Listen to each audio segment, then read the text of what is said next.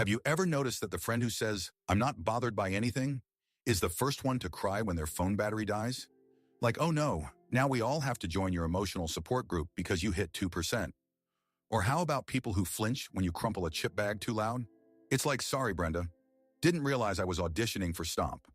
Let's talk about highly sensitive people. And if you're already offended by this intro, congratulations, you might just be one. Look, we all know someone who treats life like it's an unskippable 24/7 sensory escape room. Maybe it's you. You know you're highly sensitive when you can hear a mosquito from 3 towns over, or when you're still thinking about that thing you said in 2009.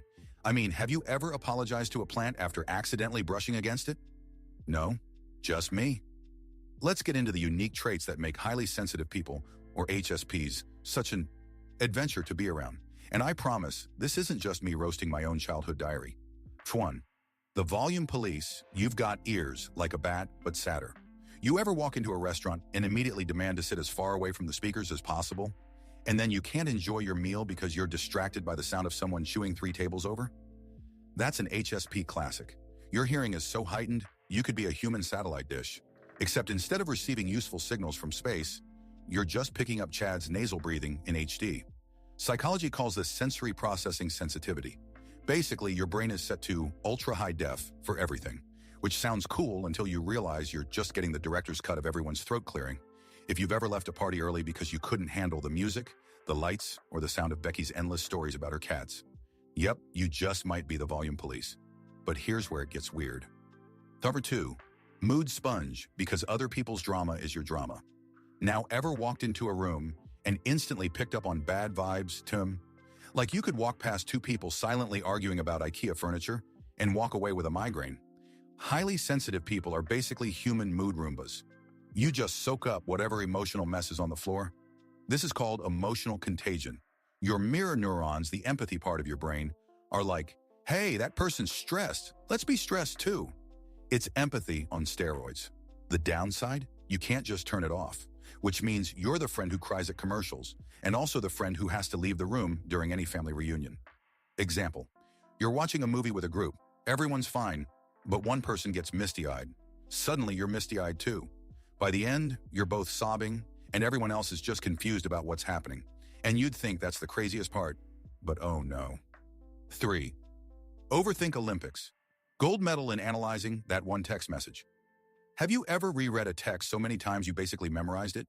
You're analyzing whether sure means they're happy, passive-aggressive, or plotting your downfall. HSPs are the Usain Bolts of overthinking. You don't just read between the lines, you're reading the invisible lines, the font, and the kerning. This comes from a combo of high emotional reactivity and rumination. Your brain isn't just noticing details, it's hosting a TED Talk about them, complete with PowerPoint slides and a Q&A session. Is it exhausting? Yes. Is it avoidable? Not really. Relatable scenario. Someone says, we need to talk. You spiral for 3 hours drafting apology speeches for crimes you haven't even committed. The conversation finally happens, and it's about their new houseplant. If this is already blowing your mind, I actually put together a full guide that breaks down all of these patterns step by step. It's in the description if you want to go way deeper on this. But okay. 4. The Comfort Blanket Connoisseur. If it's not cozy, it's not happening. Highly sensitive people, you have strong opinions about blankets. Textures matter. If your sock seam is off by a 1/4 inch, it's a federal emergency. You don't do itchy sweaters. You don't do scratchy towels. You have a PhD in detecting the thread count of a pillowcase from 20 paces. This is tactile sensitivity, the physical side of sensory processing. Your nervous system is basically a princess detecting a pea from across the castle. It's about avoiding overstimulation, but honestly, it's mostly about never wearing wool again. Scenario. You enter a clothing store. You touch one polyester sweater, recoil like you've been tased, and immediately retreat to the cotton-only section. Now this one is going to personally attack about 90% of you watching this. Number 5, Startle Reflex champion. You react to toast like it's a jump scare. You know you're highly sensitive if you jump 3 feet in the air every time the toaster pops. Or if someone says your name unexpectedly and you react like you've just been served a subpoena by the FBI. This is a hyperactive startle response. Your nervous system is permanently on defense against sudden toast mode. It's not fear, it's your brain treating every surprise like an incoming asteroid.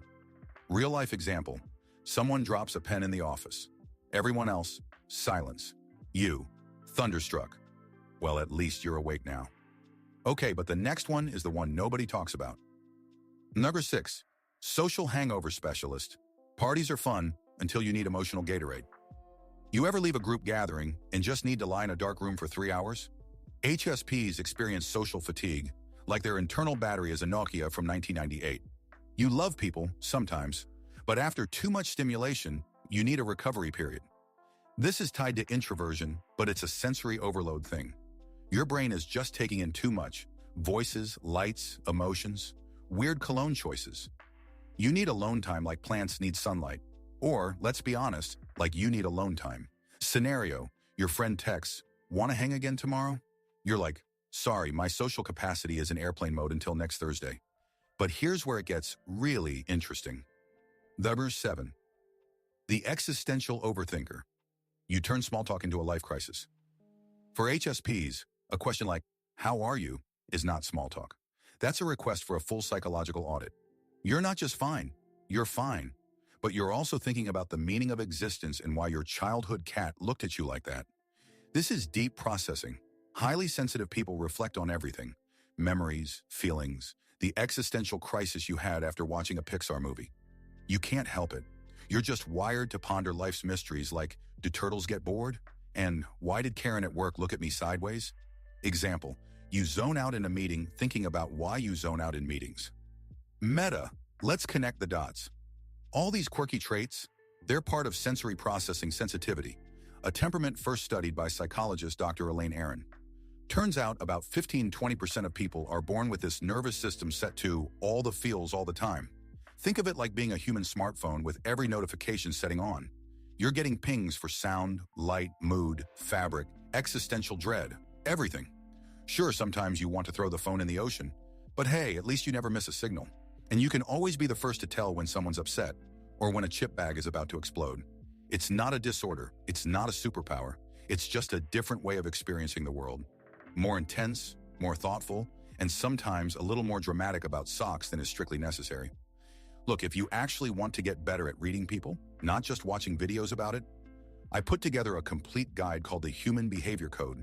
It breaks down every pattern, every signal, every trick we talked about today, plus a ton more. It's all in the description below. Less manipulation, more opportunity, money, and better relationships. Or, just fewer existential crises about blanket textures. And even if you just want to keep watching free videos, hit subscribe. I drop new psychology breakdowns every week. Which of these personally attacked you the most? Let me know below. And remember, if you apologize to inanimate objects, you're not alone. There's a whole club, and it's very sensitive about attendance.